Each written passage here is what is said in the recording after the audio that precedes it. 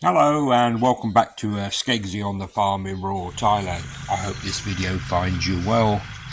Um, After about 4.5 years, we decided it was about time we had a go at trying to clear some of the manure and stuff that the cows have developed in the cow shed. Now, we were talking about how we could do this by raising the shed and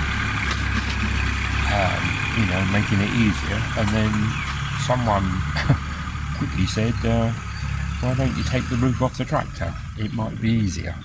I'm not quite sure who actually came up with the idea, but as you can see, it definitely made a difference. So, Chai here is basically going, there's posts in the middle of there's posts in the middle of the shed, which is actually holding the whole thing up really in the middle. So he goes down one side, then he comes down the other side. But it gave us some great manure, obviously, and the manure was then put into sacks, and I think I showed you in the other video that we then were spreading it on our grass. Now the reason that to showed you the water there, we still haven't had rain here, well before I went to England, so probably about November time, late November was the last time we had rain. So we've been having to flood the fields with pumping water out of our lakes into the fields so the grass would grow, and then it takes probably about 2 weeks for it then to disappear and the grass appears, which is good, obviously for the cows, because as you can see they're still eating grass as much as we can, though they do go out every day now. They might get a bit of grass in the morning or some sort of feed in the morning, but in the afternoons they go out and wander off. So yeah, there's Christmas. She was born obviously on Christmas Eve, and as you can see she's getting big already and likes playing with the dogs, though she's getting a bit big now and scares that's Puppy running away or walking away. He's still called Puppy, though he's always been a puppy. He's probably about a year old now, maybe 2 years old, but he's still called Puppy. Anyway, this is what was happening here. As I say, they cleared the cow shed, and you can see Chai basically put it into neat piles. You can see the water on either side of the lakes. The land here is a little bit lower than anywhere else, so it can actually put water in there and store it, and then gradually, as I say, as the sun gets its work on it, it will gradually disappear, but it will actually make the grass grow, and then we can let the cows in those fields. Now the cows themselves, as I say, spend a lot of the time in the shed during the morning, but they still get angry with each other, and when this happens it can be a little bit dangerous, because they do have horns, and they will fight each other, and as you can see you can't really get in the way of it, because if you get in the way of one of them, they're going to do you some serious harm. We've had scratches and a couple of piercings, but nothing major on one of the cows. The white one there gave birth to a cow last year, and she still gets a bit angry and a bit cross with some of the others, but you have to split them up.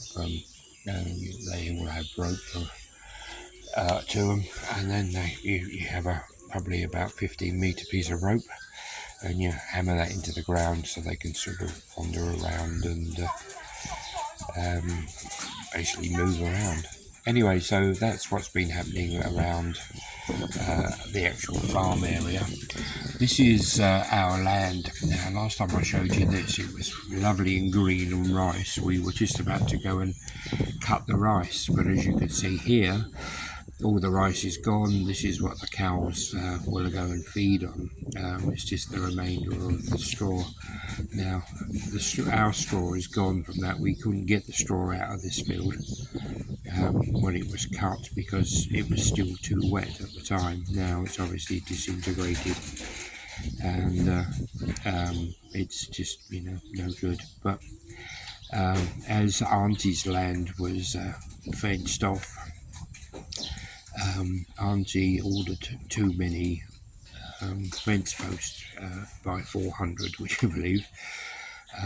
So we've decided to fence our land off as well, and it goes right the way down to the bottom there. Now 400 posts, I'm not sure we're going to be enough, but we started to put them in, and I'm not quite so good with the zooming in with the phone here, but we'll have a go and show you.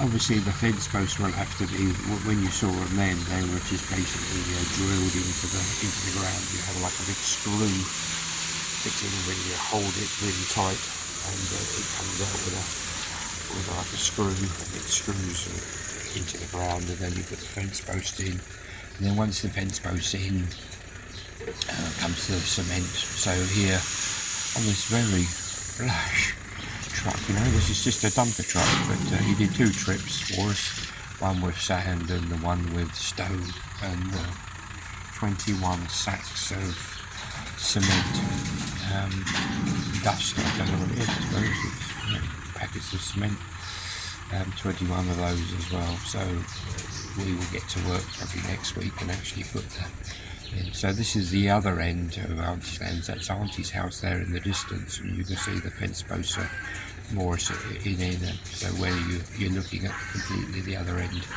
of the land now, because it's a long thin strip. This is the reservoir feed. When the rains do come, that water is like a torrent. It's really moves quick where all the water comes off the land, but as you can see there. So we then worked out that we didn't have enough fence posts. We needed another 150 to actually finish the job properly. So more fence posts are arriving. They cost 150 baht per post. It's 45 baht to the pound, 45.2 I think today to the pound. So you can actually see how much that is. At the moment, as I'm doing the commentary to this video, I've got pigeons on the roof, which you can probably hear.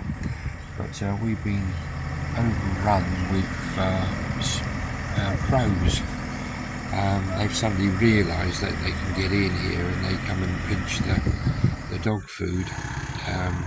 So you can probably hear the crows in the background. But my God, there must be about 27 of them, all just sitting waiting for someone to disappear. Anyway, so that's me looking up our land. You can see the fence posts all the way to the top. You can actually drive up this road, which was made by the tractor when we first got the land back, and the road is now quite solid. Now, on the day of my mum's funeral, this was born. We've decided to call her Audrey because it is a little girl, but sadly the mum has disowned her. She was crying. There's mum there. As you can see, she's got no interest in Audrey at all, which is quite sad. The cow goes up to mum quite often, and but mum just basically just walks away or gives it a slight kick to tell it to go away. So sadly we're going to have to feed it, and it's going to take quite a lot of milk. But this is basically how we're doing it now. We've got one of our little water bottles, put a tit on the end of it, a teat, and then you feed it like this. So now we're feeding it 4 times a day. This is its morning feed. He gets one about 3 o'clock in the afternoon, he gets one about midnight, and I think Deap was up this morning very, very early, because you could hear it crying for more. So This is going to be another mesa, I can see that. yeah, Mesa was fed like this, which is our big solid male cow. It started like that, and it became very domesticated because it was relying on Deap to become its mother. Anyway, so that is basically what's been going on lately. I called the video first past the post because it was 557 posts in the end were actually put into the land, and we're busy at the moment. Well, going to start making cement, I should think, and start going up and making the posts solid. At the moment they're still in the ground, and then of course it's all fencing it off then with the barbed wire. So it's going to take a bit of time to do that. Yeah, so this is what's been going on the farm lately. I hope you found this video interesting. So this has been Skeggsy on the farm in Rural Thailand. People, I'll catch you again soon. Bye bye.